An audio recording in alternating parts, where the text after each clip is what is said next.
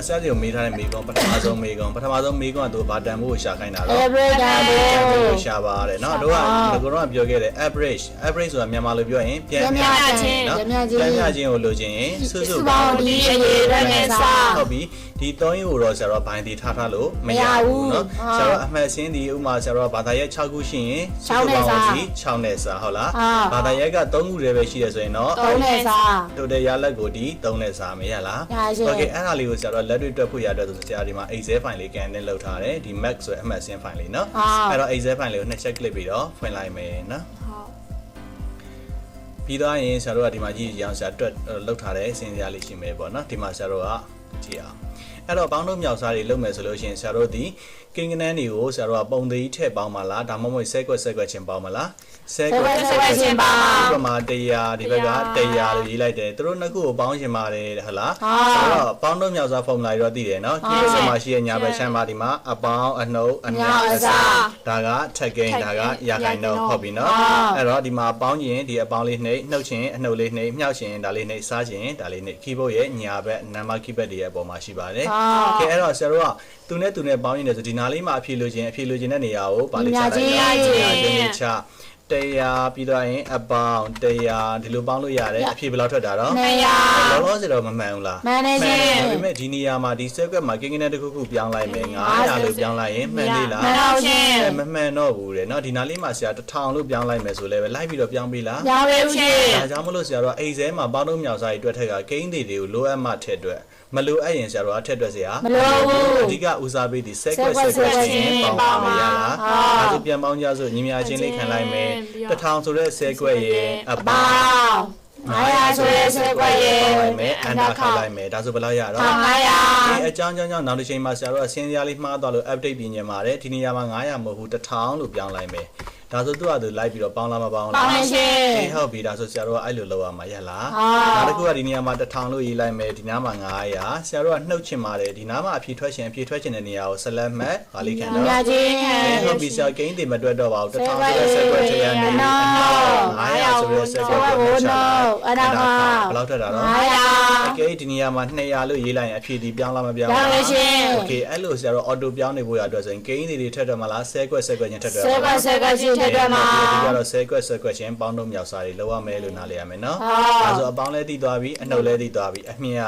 ဥပမာဆရာတို့10ရှိမယ်အဲ့10ကိုမြှောက်လိုက်တဲ့အခါ10လီဟာ100ဒါဆိုညီမချင်းလေးခံလိုက်မယ်10ဆိုတဲ့ circuit ကိုဒီဟောဒီမှာ10နဲ့မြှောက်လိုက်မယ်အန်တာခါရလားဒါဆိုလို့ရှိရင်10လီဟာ100ရမလားဒါဆိုဒီနားမှာအကြောင်းကြောင့်မလို့ဆရာတို့က90လို့ပြောင်းလိုက် reset တွေပြောင်းလားမပြောင်းဘူးပြောင်းနေရှင်ဘယ်လောက်ဖြစ်သွားရလဲအဲ့လိုပြောင်းဖို့ရအတွက်ဆိုရင်ကိန်းတွေထက်မတွေ့ရဘူး circuit ချင်းတွေ့ရတယ်ဒါလေးနားလည်ရမယ်နော်အပေါင်းအနှုတ်အမြပြီးသားဘာလှည့်တော့100ကိုဒီမဲ့2နဲ့စားမယ်ဘယ်လောက်ရမယ်ထင်တော့50ဟုတ်မဟုတ်ကြည့်အောင်ဒီနားမှာဖြည့်လို့ခြင်းပါတယ်ညီမချင်း100ဆိုတဲ့ circuit ကိုဒီအစား2ဆိုတဲ့ circuit နဲ့စားလိုက်အန်တာခါဒါဆိုဖြည့်ချက်ဒါဆိုဆရာတို့ကသူ့ကို50လို့ရေးလိုက်မယ်ဆိုရင်ဘယ်လောက်ထွက်မှာတော့2နော်0မလုံးတော့နော်2နော်ဒါဆိုဆရာတို့ကအမ100ဟိုဒီ50နဲ့စားတော့ဘယ်လောက်ဖြစ်သွားတော့2ဖြစ်သွားပါတယ်10နဲ့စားမယ်ဆိုရင်တော့ဘယ်လောက်ဖြစ်သွားတော့100ဖြစ်သွားမရလားโอเคအဲ့လိုဆရာတို့ကအဖြေတွေ auto ရဖို့အတွက်ဆိုရင် circuit ချင်းတွေ့ရတယ်ဒါဆိုအပေါင်းအနှုတ်အမြောက်အစားနောက်တစ်ခုကဘာကိန်းတော့ track gain လေးတင်ခဲ့ဘူးတယ်မလားဆရာတို့ track gain ရဲ့တင်ခဲ့တာလေးကဆရာတို့ up arrow လေးနဲ့တူတယ်ကိန်းကနန်းနံပါတ်ဘယ်လောက်တော့6မှာရှိတယ်ဒီပေါ်ချမ်းကဆရာတို့6မှာရှိပါတယ်เนาะအဲ့တော့ဒီနေရာမှာဆရာ2 3တက်လို့ပြောလိုက်မယ်2 3တက်ဆိုရင်ဘယ်လောက်ရမှာတော့2နဲ့လီ4နဲ့လီရှိအဖြေရှိရမှာဒါပေမဲ့ဟုတ်မဟုတ်တွက်ကြည့်ကြအောင်ညီမချင်းဟာဒီ2ကိုဘယ်နှထက်တယ်တော့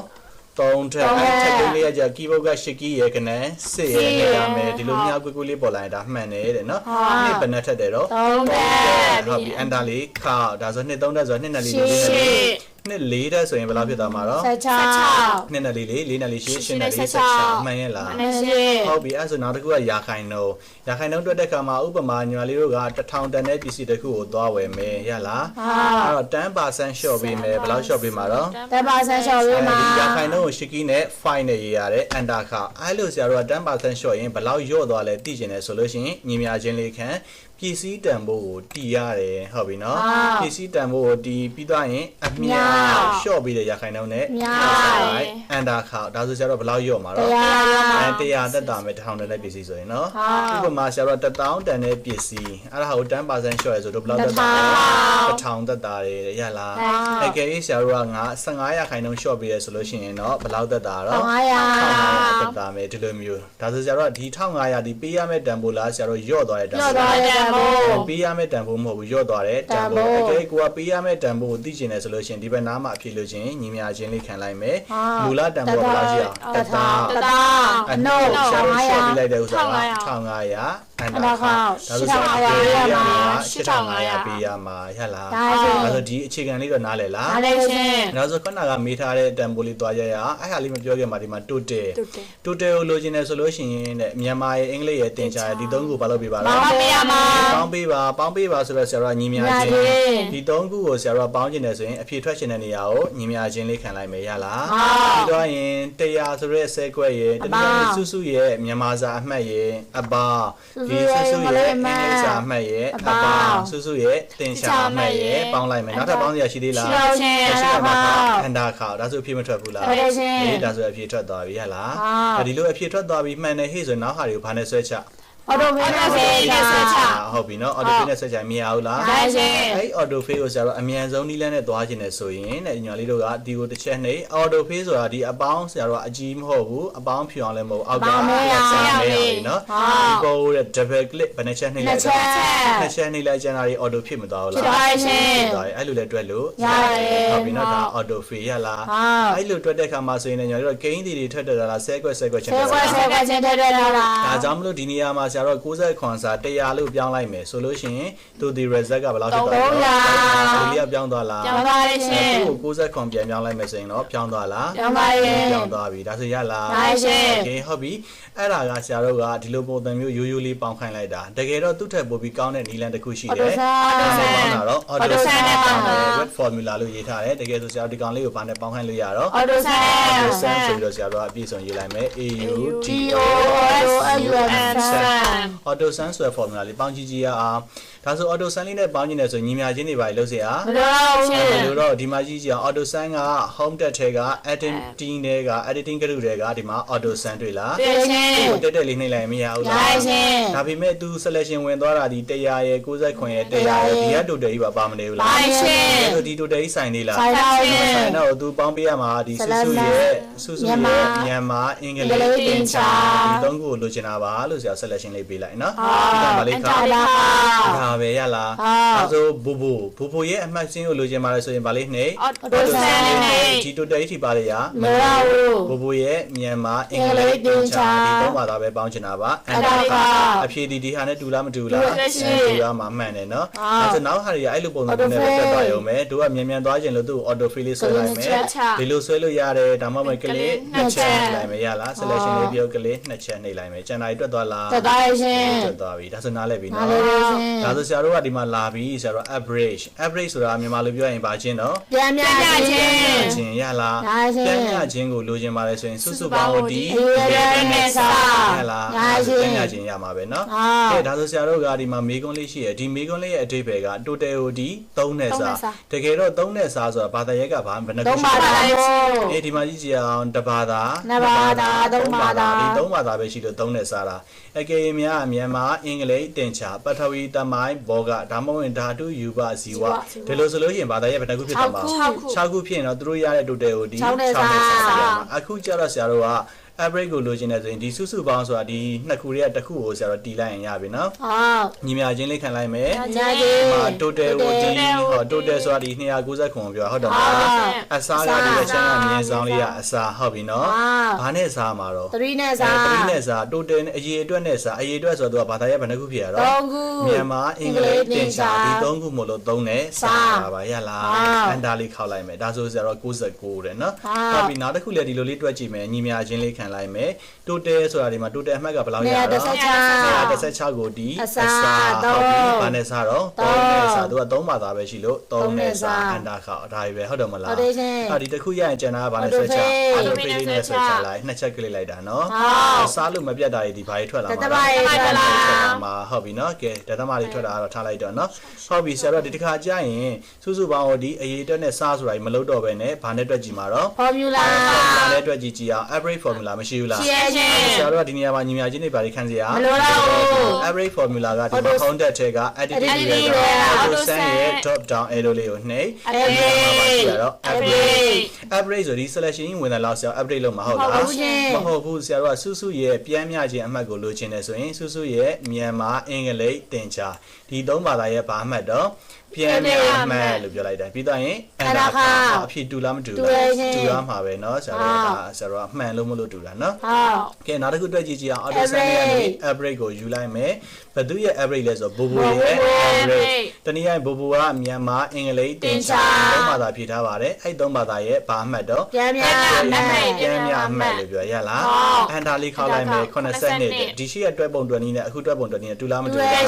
အဲရေရှည်ကျရင်ဘယ်သူကပိုကောင်းတာဆိုတော့ဒီ formula လေးနဲ့တွက်တာပိုကောင်းတယ်အမှားပါဖြစ်တော့နည်းတယ်နော်ဟုတ်လားအဲ့တော့ဒီရှိရဲ့ဟာမှန်သွားပြီဆိုနောက်ကဟာဒီဘာနဲ့ဆွဲချအော်တိုဖေးနဲ့ဒီလိုအောက်ထိဆွဲချလို့ရတယ်ဘယ်နှချက်ကလေးလဲကလေး2ချက်နေလို့ရတယ်ရလားရောက်ဒီဖြည့်ထွက်သွားလားထွက်သွားရှင်ဆရာတို့က total လဲတွက်တတ်မယ် average လဲတွက်တတ်မယ်ဟုတ်ပြီနော် maximum နဲ့ minimum တွေရောဆရာသင်ခဲ့လားသင်ခဲ့တယ်အဲ့တော့ဆရာတို့ကတလက်စတဲ့ maximum နဲ့ minimum တွေကောက်နေပြောကြည့်ကြည့်အောင် COUND ကောက် COUND ကောက် okay ကောက်နဲ့ပတ်သက်ပြီးတော့ဆိုရင်ကောက်ဆိုတာဘာလို့တာတော့အရေးအတွက်ဒီဘက်ကသူဘယ်နှဘာသာဖြည့်တာလဲဆိုပြီးတော့ရေးတွက်တာအဲ့တော့ဆရာဒီဘက်ကစာပုံစံလေးလိုချင်တယ်ဆိုလို့ရှိရင်ဒီကောင်လေးကိုဘာနဲ့ကူးလို့ရတော့ format painter လေးယူ click တစ်ချက်တွဲနဲ့နှိပ်ချလိုက်ဟောဒီမှာရသွားလားရသွားရဲ့ရှင်ရသွားပြီ count formula ရသွားပြီအဲ့တော့ဒီမှာဆရာတို့ကတွက်ကြည့်ကြည့်အောင် count ကိုလိုချင်ပါတယ်ဆိုလို့ရှိရင် auto sum နဲ့ကပြီးတော့မှ count number ဟုတ်ပြီနော်အဲ့တော့ count number လေးတစ်ချက်ယူလိုက်မယ်ကောက်နံပါတ်ယူလိုက်တဲ့အခါမှာဒီကောင်တွေအကုန်လုံးကြီးမှတ်เสียမလို့သူဖြည့်တဲ့ဘာသာရက်က3ဘာသာခု3ခုအကြောင်းလို့ပါခအန်တာခအန်တာဘာသာရှိရတော့3ဘာသာဒီတစ်ခုမှန်ကျန်တာ auto fill နဲ့ဆွဲချဟုတ်လားဟုတ်ပြီဒါဆိုဒီကောင်လေးတွေကဒါနားလဲသွားမယ်လို့ဆရာယူဆရယ်နော်โอเคနောက်တစ်ခုကကျတော့ maximum ရဲ့ minimum ရဲ့ဒီကောင်အပြည့်စုံရေးလိုက်မယ်နော် count UNB ကနံပါတ်MAH maximum minimum အဲ့တော့ဒီပုံစံလေးကိုလိုချင်တယ်ဆိုရင်သူ့ကိုတစ်ချက်နှိပ်ဘာနဲ့ဆွဲတော့ format painter ဒီမှာဒီလိုလေးပြီးဆွဲလိုက်ရသွားလားရပါတယ်ရှင် okay ဟုတ်ပြီနော်သမီးခဏစောင့်ခိုင်းလိုက်အောင်မနော် okay အဲ့ဒါဆိုဆရာတို့ကဒီမှာ maximum လေးကိုလိုချင်တယ် maximum ဆိုတာမြန်မာလိုပြောရင်အမြင့်ဆုံးရမှတ်ဟုတ်လား maximum ဆိုတာအမြင့်ဆုံး minimum ဆိုတာအမြင့်ဆုံး maximum လေးကိုလိုချင်တယ်ဆို maximum လေးကို click တစ်ချက်နှိပ်ထား auto sum ရဲ့ drop down တွေကနေပြီးတော့ maximum လေးကိုဒီဘက်ကိုလာခဲ့လိုက်မယ်နော်စင်ပြားကဒီမှာဆရာတို့အောက်က slider လေးနဲ့ဆွဲလိုက်တယ်ဒီဘာသာရဲ့3ဘာသာရှိတဲ့အထက်ကအမြင့်ဆုံးရမှတ်ကဘယ်လောက်လဲဆိုတာလေးတွက်ခိုင်းတာမဟုတ်လားဟုတ်တယ်ရှင်အဲ့ဒါအမြင့်ဆုံးရမှတ်ဘယ်လောက်တော့100လား manage အမြင့်ဆုံးရမှတ်100 auto fill နဲ့ဆွဲချအဲ့ဒါ94တဲ့ဟုတ်ပြီဒီ3ကိုကြည့်ဘယ်သူကအများဆုံး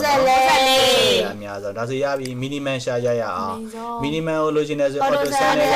minimum ပြီးတော့ဒီကောင်တွေအကုန်လုံး selection ဝင်သေးရမလို့ဘူးအဓိကလိုချင်တာကစုစုရဲ့မြန်မာအင်္ဂလိပ်သင်ချာဒီ3ဘာသာဖြည့်ထားတဲ့ရမှတ်တွေကအနှိမ်ဆုံးရမှတ်ကဘယ်လောက်လဲတော့ဟုတ်တယ်မို့လားဟုတ်တယ်ရှင်ဒါဆိုမှန်တယ်ဆို auto fill နဲ့ဆွဲချဖြည့်ထွက်သွားလားဟုတ်ပါတယ်ရှင်ဟုတ်ပြီဒါဆိုဒီကောင်လေးတွေကပြန်ပြီးတော့နှွေးပေးတာရမလားရရှင်ဒါမဲ့ average အဓိကတော့သူမေးထားတာ average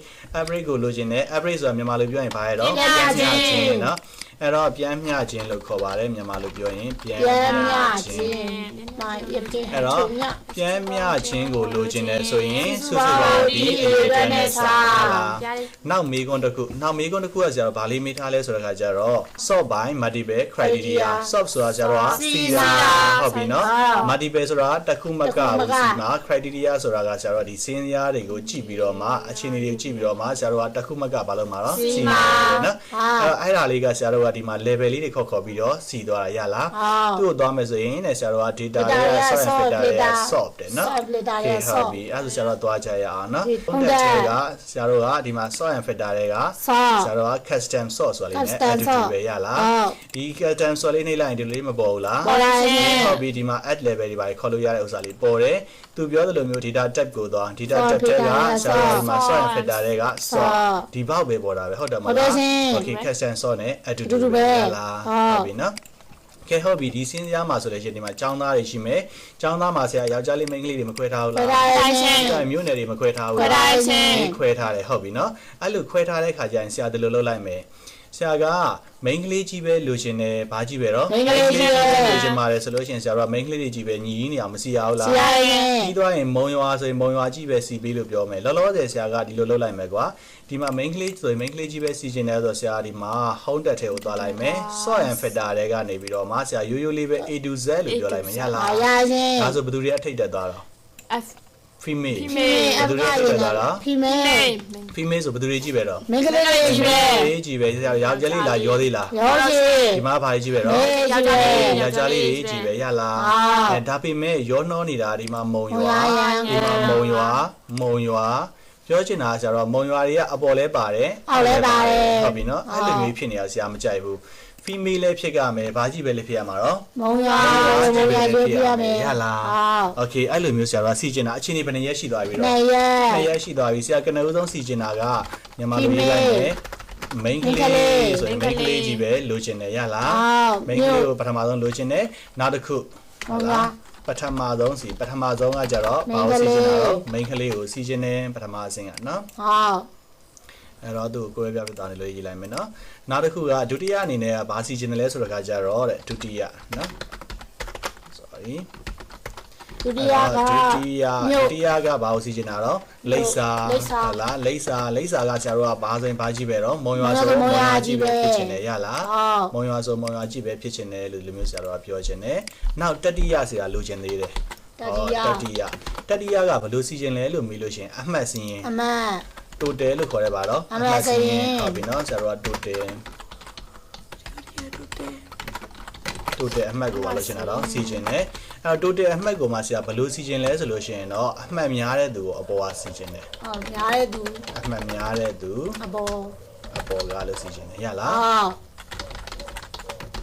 ဟုတ်ပြီဆရာလိုချင်တဲ့ပုံစံလေးဆရာရေးထားတာနော်ပထမဆုံးအနေနဲ့ယောက်ျားလေးမိန်းကလေးမစီရဘူးလား ရရှင် ခုနကအနေထားဆိုယောက်ျားလေးမိန်းကလေးရှိလား ရှိ မရှိဟိုရောနော် ရောနော် ဟိုမှာဆရာဒီမှာခောက်ပြီးတော့ချိန်လိုက်အောင်မယ်နော်ဒီမှာဆရာဒီမြန်မာစာအမှတ်စင်းတွေကိုရှော့ပြီးတော့ချိန်မလို့နော်ဆော့ရန်ဖက်တာတွေက let's just do small လက်ရှော့နှိမ့်လိုက်တဲ့ခါကျဒီမှာမိန်းကလေးယောက်ျားလေးရောသွားပြီတွေ့လားဟုတ်ပြီဆရာအဲ့လိုရောချင်တာမျိုးမလိုချင်ဘူးမိန်းကလေးဆိုမိန်းကလေးကြီးပဲယောက်ျားလေးဆိုကြီးပဲဒါပထမဆုံးလိုချင်တဲ့ reset နောက်တစ်ခုဒုတိယအနေနဲ့ကျတော့လိပ်စာတွေကိုစီချင်တယ်လိပ်စာတွေကိုရောနှောမထားချင်ဘူးမိန်းကလေးဆိုမိန်းကလေးကြီးပဲထွက်လာပြီးသွားအဲ့မိန်းကလေးထဲမှာမုံရွာတက်တက်မန်လေးရတက်တက်ရန်ကုန်တက်တက်အဲ့လိုလိုချင်တယ်အဲ့လိုဆရာတော့ CP သွားပြီဆိုတော့မှမုံရွာ3ယောက်ရှိရင်အမှတ်များတဲ့မုံရွာကျောင်းသူကအပေါ်နေအမှတ်နည်းတဲ့ဒုတိယကျောင်းသူကဒုတိယနေအောက်ကိုနေအဲ့လိုမျိုးစီချင်တာရလားအချင်းနေဘယ်နှစ်ရက်တော့အချင်းနေ3ရက်စီချင်ပါဆိုဆရာတော့ရိုးရိုးဆော့ရန်ဖက်တာလေးနဲ့စီလို့ရသေးလား ရရှင် ဆော့ရန်ဖက်တာဒီဘယ်နှခုပဲစီပေးရတော့ နှစ်ခုပဲ တစ်ခုပဲ ရလားတစ်ခုပဲစီပေးရဥပမာဆရာတို့က A to Z ဆိုရင်ဒီမှာ female ဆိုရင် female ကိုမစီပေးဘူးလား ရရှင် ဒါပေမဲ့ဒီမှာရန်ကုန်ပြင်ဦးလွင်မုံရွာမန္တလေးဒီမှာလာပြန်ပြီရန်ကုန်မုံရွာပြင်ဦးလွင်ရောနေတာတွေ့လားအမှတ်များတဲ့သူကအပေါ်အမှတ်နည်းတဲ့သူကအောက်ဆိုတဲ့နေရာမှာလည်းဒီမှာ252တွေရော255တွေရော198ဂျားထဲမှာရောက်မနေဘူးလား ဒါနေရှင် အဲ့လိုတွေမလို့ချင်ဘူး main ကလေးဆိုတာကြည့်ပဲတော့ မိန်းကလေး မိန်းကလေးကြီးပဲ လို့ချင်တယ်အဲ့တော့ဆရာတို့စီကြရအောင်ဒါလေးကိုဆရာပြောင်းပြန်ပြောင်းလိုက်အောင်မယ် control z ဟုတ်ပြီနော်ကဲအဲ့တော့ဆရာတို့အခြေအနေလေးစစီရအောင်ပါစီကျင်တယ်ဆိုရိုးရိုးစီလို့မရတော့ဘူးဒီလိုစော့ရ filter နဲ့မဟုတ်ဘဲနဲ့ဘာစော့နေမှာတော့ ကတ်စတာ မှာရလားဒီပေါက်လေးပေါ်မှာရမှာဒီပေါက်လေးဒီသူ့စောက်ထဲအတိုင်းဆိုရင်တော့ဆရာတို့က data ခုနဆရာတို့နှိပ်တာနဲ့တူလားမတူဘူးပထမဆုံးနဲ့ဆရာတို့အရေးကြီးတာဒီနေရာလေးအရေးကြီးတယ် my data has ဆိုတာငါတို့ရဲ့စင်းစရာမှာဆိုရင် my data ဆိုတာတို့ရဲ့စင်းစရာလို့ပြောတာနော်တို့ရဲ့စင်းစရာမှာဆိုရင် has ဆိုတာခေါင်းစဉ်ရှိပြီးသားဆိုတာလေးပေးထားနော်တကယ်ခေါင်းစဉ်မရှိဘူးလို့ပြောလိုက်ရင်ဆရာတို့စီရမယ့်ဥစ္စာတွေဒီ column abcd တွေဖြစ်မသွားဘူးလားအဲ့တော့ဆရာတို့ပို့ပြီးတော့ရှုပ်သွားတယ်အဲ့တော့ဆရာတို့က my data has ဆိုတာအမှန်ကြီးလေးဘာလို့တော့ ကြံပေးထား ဒါရဲ့စင်စရာမှာဟတ်တာရှိပြီးသားဒီမှာဒါကြီးကဟတ်တာပဲဟုတ်တယ်မလား ဟုတ်တယ်ရှင် အဲ့ထဲမှာကနဦးဆုံးဆရာလိုချင်တာကဘာလိုချင်တာတော့မေးဟုတ်ပြီမေးဖီမေးကိုရွေးလိုက်မေးဖီမေးမှာဆရာ A to Z လိုချင်တာလား Z to A လိုချင်တာလားကြိုက်တယ် A to Z ဒါမှသာရင်ဆရာကဖီမေးရပေါ်တယ်မှာနော်ဘာလို့လဲဆိုတော့ A B C D E F စီတဲ့ခါမှာဘယ်သူကရှိရလားတော့ တရားရင်လာတာ ရဆိုဆရာတော့ A to Z စီလိုက်မယ်ဒီတစ်ခုနဲ့ပြီးပြီလား ဒီလိုရှင် နောက်တစ်ခုကဆရာက address လိပ်စာလေးစီစဉ်ပါတယ်အဲ့တော့ဒီနားမှာဆရာရှိသေးလားစီစရာ ရှိရအောင် မရှိ ရှင် တော့ရင်ဘာ level လေးခေါ်မှာ အဲ့ level AGD add ဆိုတဲ့ level လေးကိုတက်ခေါ်လိုက်ဒါဆိုဒီမှာပထမဆုံးစီမှာက mail ပြီးသွားရင်တော့ဆရာတော့ then by ဆိုတာပြီးတဲ့နောက်လို့ပြောတာရလား okay ကနဦးဆုံး main ကလေးယောက်ျားလေးကိုအစင်တိုင်းစီပေးกว่าတဲ့နော်အဲ့လိုစီပေးပြီးတဲ့နောက် then by ဆိုတာအဲ့လိုစီပေးပြီးတဲ့နောက်ဒုတိယအနေနဲ့ကတော့တဲ့ဆရာတော့ဘာစီပေးပါတော့ address okay ဆရာတော့ address address ကို A to Z ပဲစီပေးဘာပဲတော့ A to Z ပဲ address ကိုလည်း A to Z ပဲစီပေး A နဲ့စတာကအပေါ်က B နဲ့စတာကဒုတိယဒီလိုပုံစံနဲ့ဘာလုပ်ပေးပါတော့စီပေးပါဒါနဲ့တင်ပြီးပြီလားဆိုရင်တော့မပြီးသေးဘူးတဲ့ငါ့ကိုနောက်တစ်ခါထပ်စီပေးလို့ဆိုတော့ level လေးထပ်ခေါ် okay ပထမဆုံးအနေနဲ့ငါ့ကို main လေးယောက်ျားလေးစီပေးအဲ့လို main လေးယောက်ျားလေးစီထားတာတဲ့ကိုမ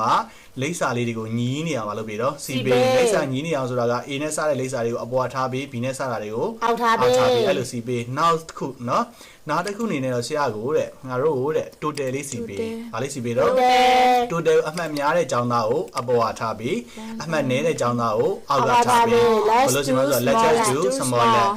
ရမှတ်များတာကအပေါ်ရမှတ်နေတာကဒီလိုစီပေးဆိုအချိန်ဒီဘယ်နည်းရက်တော့3ရက်အချိန်ဒီ3ရက်စလုံးဆရာတစ်ခါတည်းနဲ့ခိုင်းလိုက်တာဟုတ်လားဟုတ်တယ်ရှင်ဒါဆိုဆရာတော့ဗာပေးလိုက်တော့ okay ပေးလိုက် okay ပေးလိုက်ရုံပဲဒီမှာကြည့်ကြအောင်ဘာကြည့်ပဲတော့ female တွေကြီးပဲ female တွေအပြင်ဒီမှာကြည့်ကြည့်အောင်မန္တလေးဆိုရင်ဒီမှာကြည့်ကြအောင်မန္တလေးဆိုဘာရှိရလားတော့မန္တလေး2ယောက်ရှိရလားမန္တလေး2ယောက်ဟုတ်ပြီနော်ဒီမှာတွေ့လားတွေ့ရှင်မန္တလေး2ယောက်မှာဆရာပြောလိုက်တာအမှတ်များတဲ့ကျောင်းသူကိုအပေါ်ထားပေးအပေါ်ထားပြီးဆိုဒီမှာ252ကြီးအပေါ်ရောက်လာလားရောက်ပါရှင်ဒီကျောင်းသူ2ယောက်မှာဆိုဘယ်သူကအမှတ်များလဲဆိုတော့ဖြိုးဖြိုးကအမှတ်များတယ်ဒါကြောင့်သူကအပေါ်ရောက်လာဒါဆိုဒါလေးတစ်ဖြက်ကိုနားလေလားနားလေရှင်ဒါတစ်ပိုင်းနောက်တစ်ခုဆရာတို့ဒီမှာကြည့်ကြည့်အောင်ဒီကောင်လေးနော်မုံရွာဒီမှာ main ကလေးဆိုဘာကြီးပဲတွေ့ရတော့ main ကြီးပဲမတူညီတဲ့အရာလေးနဲ့ဆရာခွဲလိုက်မယ်နော် okay ပို့ပြီးမြင်တာဆိုတရားမတူညီတဲ့အရာလေးmain ကလေးဆိုပါကြည့်ပဲနော် main ကလေးကြီးပဲပြီးတော့ဆိုဒီမှာကြည့်အောင်မုံရွာဆိုမုံရွာကြည့်ပဲခေါင်းလို့မုံရွာရောက်လိုက်မန်းလေးရောက်လိုက်ဟုတ်သေးလားဟုတ်တော့ရှင်မုံရွာကြည့်ပဲမှာဆရာနောက်တစ်ခုလိုချင်တာအမှတ်များတဲ့ကျောင်းသူကိုအပေါ်ထားပြီးဆိုဒီမှာ255ရတဲ့သူကအပေါ်ကလာရတယ်ပြီးတော့160နဲ့155 151ဒီလိုခွဲလိုက်တာနားလေလားโอเคဒီမှာကြည့်ကြအောင်ဒီမှာနောက်တစ်ယောက်နော်ဒီမှာဆရာတို့ပြင်ဦးလွင်တဲ့ဟုတ်လားပြင်ဦးလွင်ဘယ်နှယောက်ရှိရတော့အဲ2ယောက်ထဲဟိုမှာအမှတ်များတဲ့ကျောင်းသူကအပေါ်အမှတ်နည်းတဲ့ကျောင်းသူကနောက်တစ်ခုကပါတော့ရန်ကုန်အဲ့မှာရန်ကုန်မှာလည်း female တွေကြီးပဲဟုတ်လားအဲ့ဒီမှာကျတော့ female ကြီးပဲဟိုမှာရန်ကုန်ဆိုရန်ကုန်ကြီးပဲစီပေးသွားပြီးတော့အမှတ်များတဲ့ကျောင်းသူကအပေါ်အမှတ်နည်းတဲ့ကျောင်းသူတွေက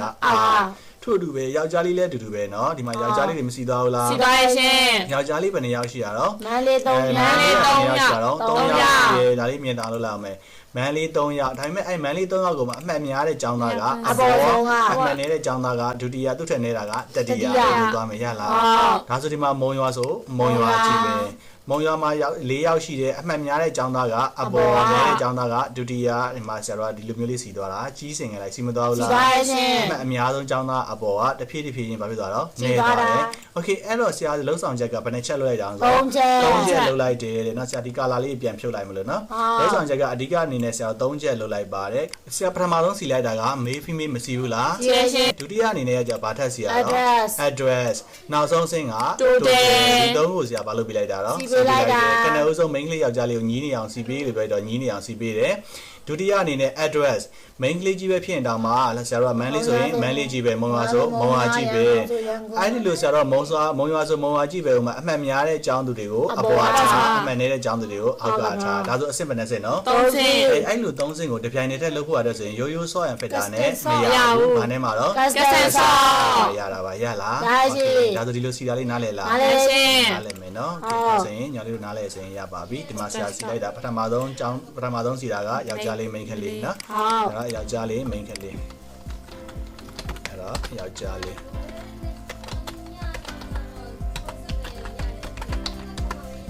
main ကလေးနော်ဒုတိယစီတာပါစီလိုက်တာတော့လိပ်စာတတိယစီတာက total ဆိုပြီးပြောနော်အမှတ်များတဲ့သူအပေါ်ထားဒါကြောင့်မလို့ let's just do small let နားလဲလားနားလဲရှင် okay ဟုတ်ပြီနော်ကဲအဲ့ဆိုဒီနေ့တော့ဒီလောက်ပါပဲဗျနောက်နေ့ကျမှဆုံးမယ်နော်ဟုတ်